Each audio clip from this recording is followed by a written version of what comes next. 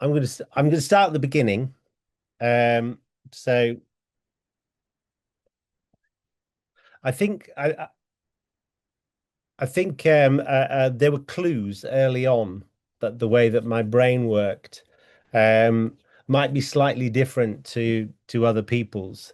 And when I was 3 years old, I spoke a completely invented language. I didn't speak any English.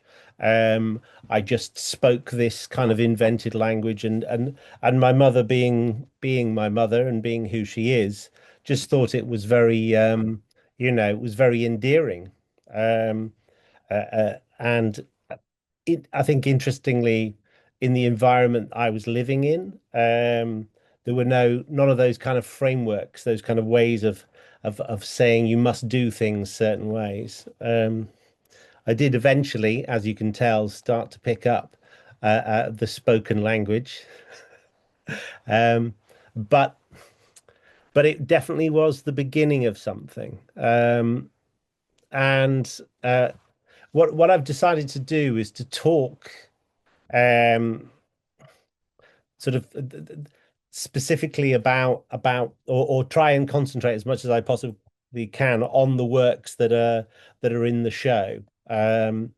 Each of them, unfortunately, kind of can be unpacked and is part of a bigger piece of work.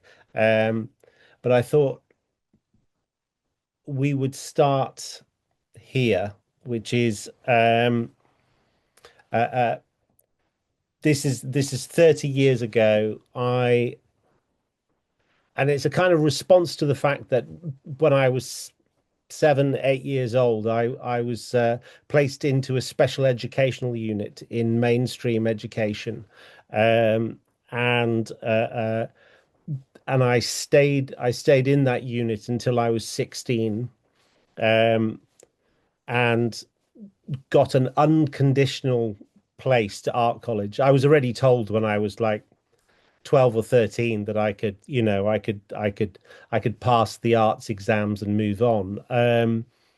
I found myself in quite a peculiar kind of framework where I just didn't believe in a lot of things that I was being told. And uh, one of them was to do with the fact that I knew I was in the top 1% for what they call intelligent quota.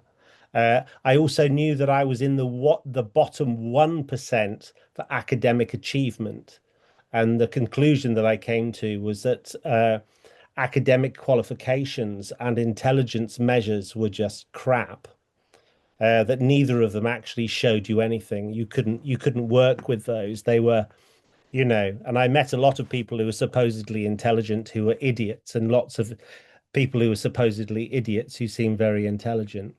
Um, so I found myself at art college. I had to write down my first name three different ways. I wrote it down in these three different spellings until I kind of recognized it because I hadn't written it down in maybe 3 months. 80% of my education was specialist support education. Um, so by the time I came around to making this piece of work called The Agenda of the Aggressive Dyslexic, I'd had a lifetime of not being able to pretend to be anything um, other than who I was. And I had to come to a decision about how I represented myself. When I wrote this, when I was 25, I couldn't spell my middle name. You know, when I was 25, I would carry a checkbook which had basic words like five and three written in the back of it. So that if I went into a post office and I had to write things down, I still, I'm not that much further on in some ways. So I was pretty annoyed. I'd had a pretty hard time of it. And I created this piece of work, and it's really kind of fed my practice ever since. It connected me into a community of disability arts. and and it kind of really kind of explored and celebrated a lot of the ideas and the experiences that I'd had in the previous 10 years since I'd sort of left school, and had to navigate my way. Anyway, so deciding that the world itself wasn't going to work for me, I had to build the world for myself. I had to explore those things, and so this is my benedictionary, which I describe as the world's first lexic to dyslexic translation dictionary. It has over 2,500 dyslexic spellings in it, and it also includes the exam in becoming dyslexic within it, and a whole host of other useful information. Um, and the first one that I produced was about 26 years ago and was actually online as a digital version.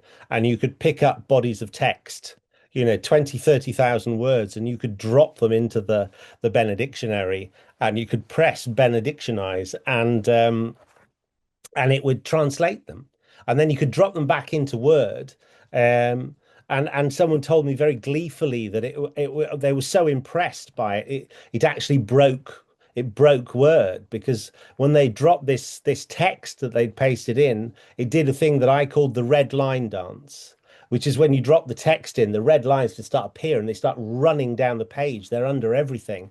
And then suddenly it just switched all of them off. It just couldn't deal with literally thousands and thousands of spellings. It just became incredibly upset. So I was very happy with that. Uh, uh, so I'm just gonna click through some of these things. So I wrote this. Uh, uh, uh, I wrote this this text to kind of describe what the benedictionary was all about, this piece. And you can see here, back in 2000, I was thinking about uh, uh, uh, you know about this list of shifting language. This I'll just read it because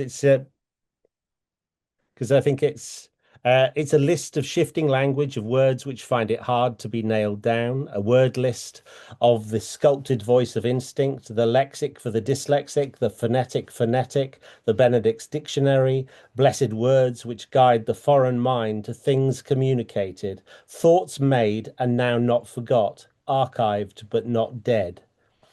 And I really felt like the function of language was to kind of, was to record things.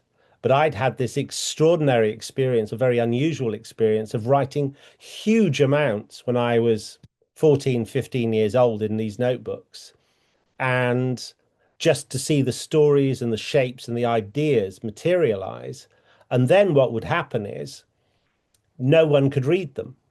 I couldn't read them. No one else could read them. So I was very interested in what the function of writing was if you couldn't record it, if you couldn't come back to it in some way. I became very interested in this idea of trying to communicate a kind of empathetic position, trying to put people into the mind of what it was like to have a kind of an alternative perspective, another perspective that was outside of the norm. So I created this text in 2005, and it was a call out for an exam. I ran or my alter ego ran an exam in becoming dyslexic. And if you look up the film The Div, there is a half an hour online documentary all about this. And as part of this thing I ended up with something like 65 adults sitting down and doing a 45-minute exam in becoming dyslexic. And this warning that went out was, it was believed that somewhere between 90 and 95% of the population of the UK are lexic. These people find it hard to spell in interesting ways and are generally excluded from dyslexic culture. It is hoped that through the way of the DIV, the dyslexic intelligent vision, that those affected by this lexic problem can be given hope, support, and practical help to struggle through the creative restrictions. And so the idea of it was to invert, was to take, the norm and say, okay, the ambition is to become dyslexic. The exam is to become dyslexic, to become like this, to free yourself from the constraints of society, of the normal ways of doing things, you know, to take on your own personality in the way that you communicate through language. Uh, And so I created this character to run the exam, the teacher, the div in white. And the word div or divvy was very common when I was growing up. And I definitely was one. I was definitely at the end of that sharp stick. Um, and so I thought, well, what happens if I claim the language of abuse? What happens if I claim the idiot's hat and turn it into the hat of empowerment? What happens if I become the kind of uh, the masculine, overbearing kind of like character at the front of the room. And within this image, there's a whole load of different things going on in all of these images. All of these objects have very specific meanings. Um, and so there's a little action man in a rabbit suit up on the corner of the blackboard. And it's not a mistake. This character is a kind of king. It's in a tradition of it's in a tradition of representations of power, and that's the court jester. Traditionally, English jesters, British jesters would dress as animals. And so, to kind of counterpoint the pomposity of my character, I thought there should be a jester. So that's kind of partly what's happening here. And this was the teacher. And everybody who did that exam rocked up, and they either got a lexic or a dyslexic badge, and they sat in different sections and they did different papers. And there's a whole world of that. So you're welcome to go and have a look. There we go. There's some of it happening. Um, and we did crossword puzzles where you write in the word and you put the black squares in afterwards once you've shaped the language. Everything about my systems are a kind of an alternative. And here's the exam lexic to dyslexic. And there's a whole load of sort of processes around that. And then a couple of weeks later, everybody came and they received their awards, which were continuously fluxing. So there's a whole series of grades, and the highest grade was div, and they're all self-appointed. So they just had your name on them, and it just said you have to reflect day on day what grade you are. So that's how they worked. Um,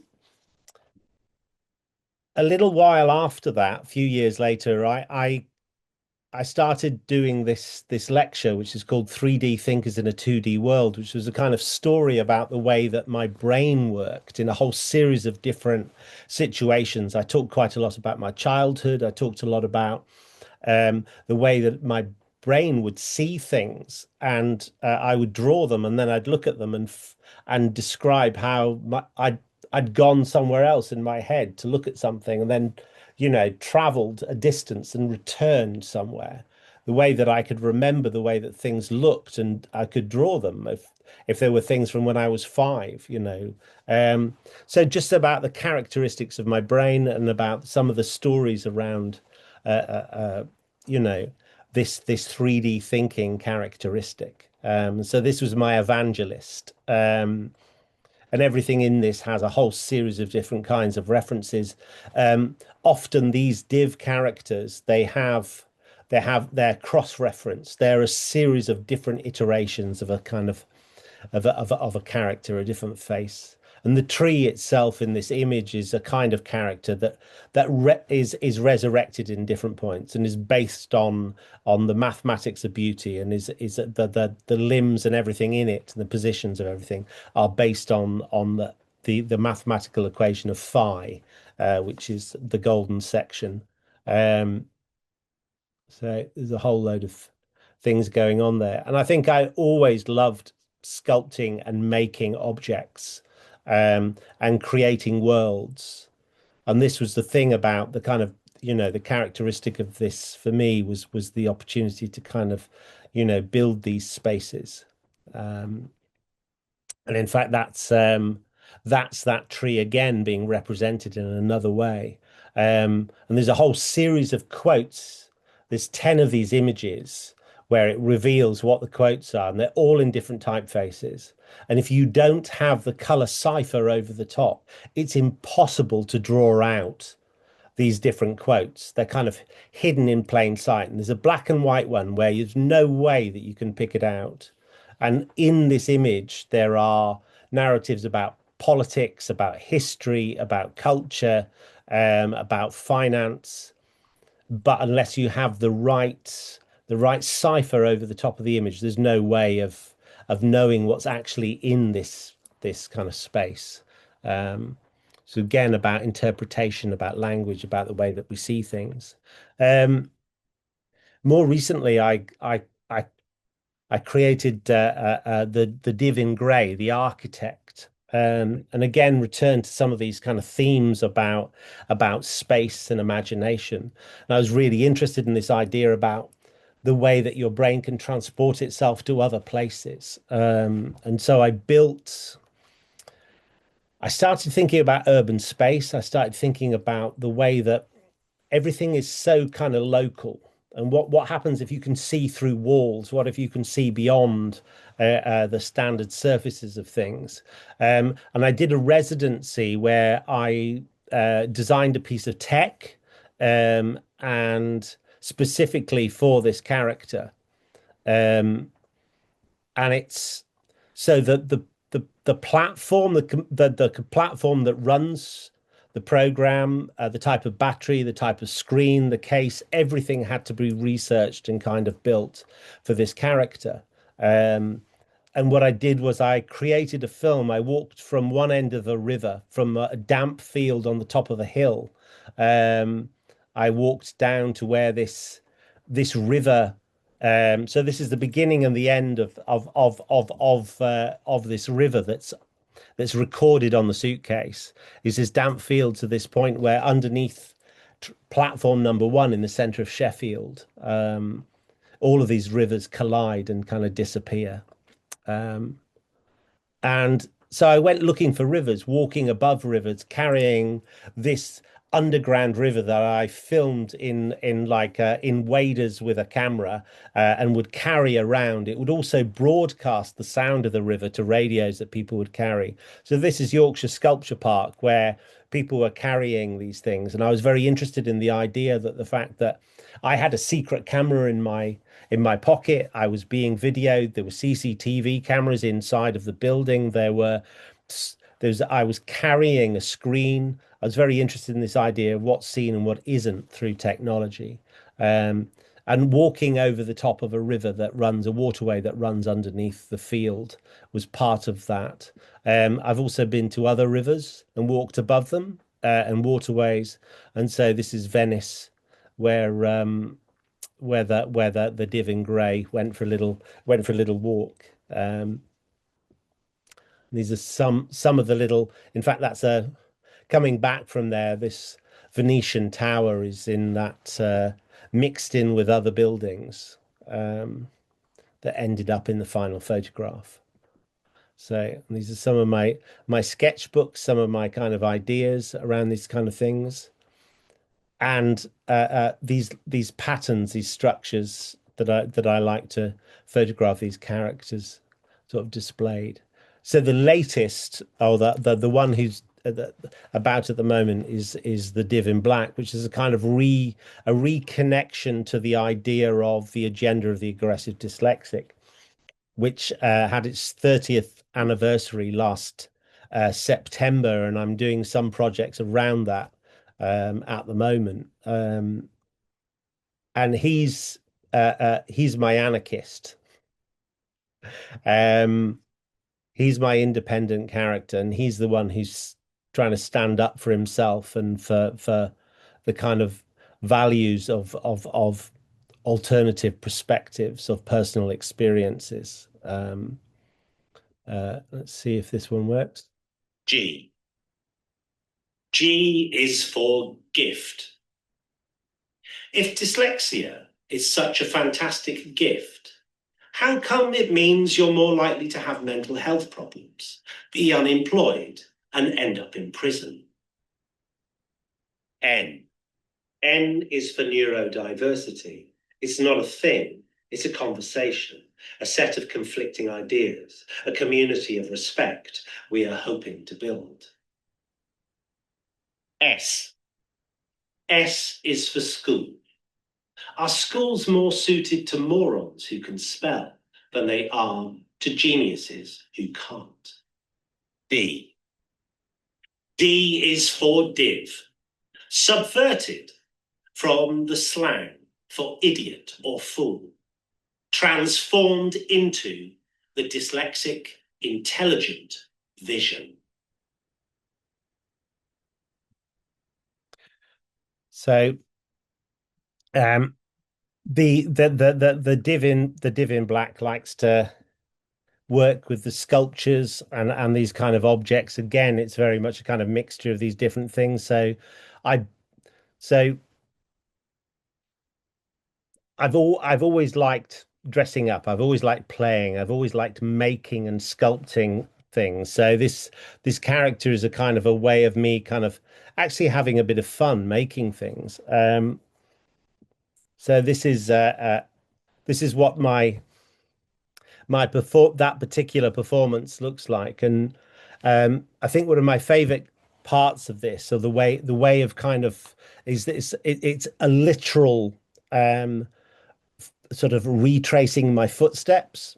So on the base of the shoes that I'm wearing, which I only ever wear on two surfaces, which is one is to step inside the giant ink pad, or two onto the paper that goes on the floor that's placed in front of it. And then the case gets picked up and you can see gets placed in front of me. And then I step back into the ink pad and I have the text from the agenda of the aggressive dyslexic laser etched into the base of the shoes. So I create an addition when I do this performance. And at the end of the performance, um, uh, anyone who's at the performance can have one of the prints for a administrative fee of £5 or offer what they want.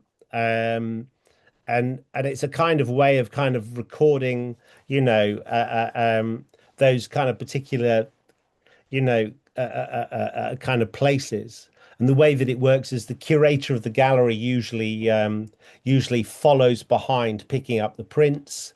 I always have a male assistant working with me, um, placing out the ink pad and moving things around. And this is a whole fun and larks convoluted process. And I read some of the cards which was in the film you just saw, from the A to Z of neurodivergent ideas, which is a series of provocations that are continually needing to be rewritten and redeveloped.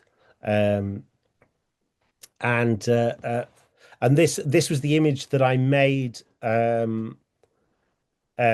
specifically for the exhibition at Elysium Gallery.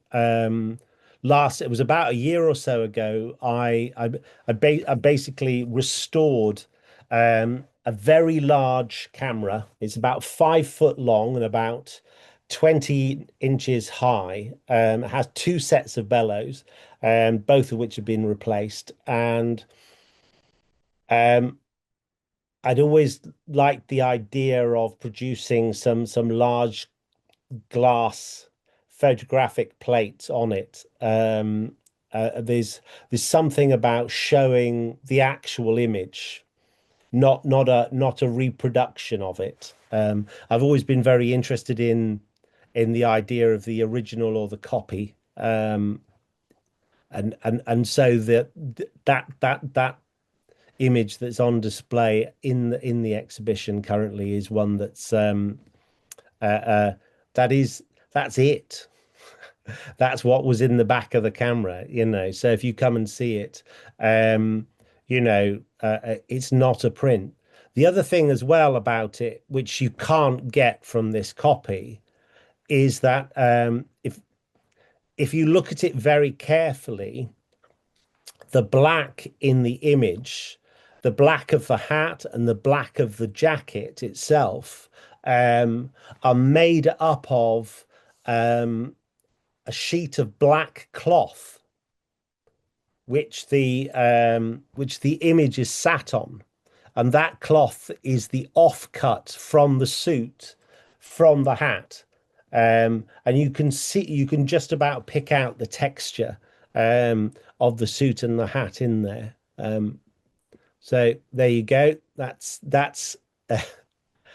me in the workshop with the image, and you can see kind of how much of it kind of disappears into the background, without a little bit of you know black cloth hiding behind it.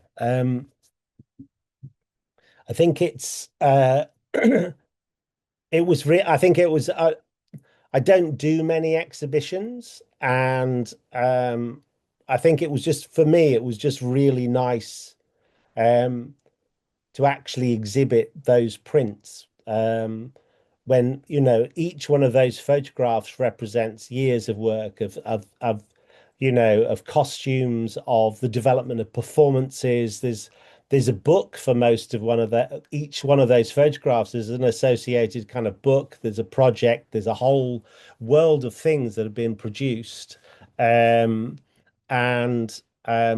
and I know that it's like each one is a kind of story that can take a massive amount of time. Um, I think it's a kind of there's an inherent irony in everything that I kind of do, which is that you know from a very young age, I was extremely aware that I had this invisible disability, um, that that the thing that was easy for everybody else was impossible for me, um, and that it was like it never felt invisible to me. And I thought, well, part of what this character is about is the visibility, is about creating visibility, is about creating conversation and debate around a kind of neurodivergent kind of experience. And I think it's very easy to forget that you know, the conversation and the debate around neurodivergence and neurodiversity didn't start with the term neurodiversity. There's a whole etymology of language going back years before that, when we spoke about all sorts of different things, when we talked about multiple intelligences, we talked about a whole world of other things.